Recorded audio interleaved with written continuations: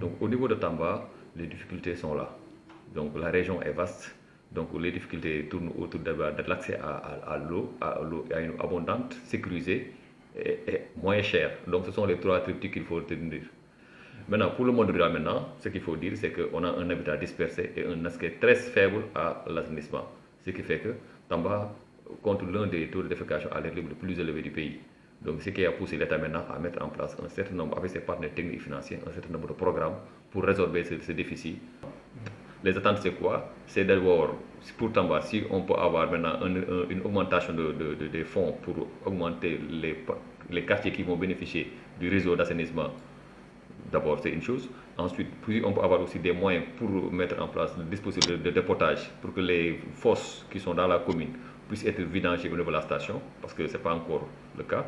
Ce qui fait que les gens, maintenant, quand ils vidangent les fosses, ils déposent ça au niveau, dans la nature, ce qui fait que ça réduit.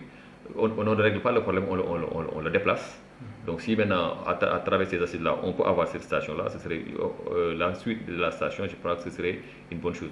L'autre élément maintenant, c'est quoi? C'est l'augmentation de l'accès à l'assainissement, surtout en milieu rural.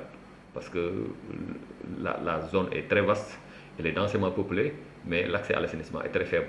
Mais on pense que aussi, en plus des 1802 latrines qui seront construites dans le département de Koumpentoum, on aura aussi d'autres éléments, d'autres interventions, d'autres instants qui vont faire que d'ici 2030, je pense qu'on aura un accès universel à l'assainissement, aussi bien en milieu urbain qu'en milieu rural, et que le taux de traitement aussi des eaux usées en milieu urbain aussi va augmenter et va respecter les normes qui ont été engagées par le Sénégal à travers les ODD 6.2.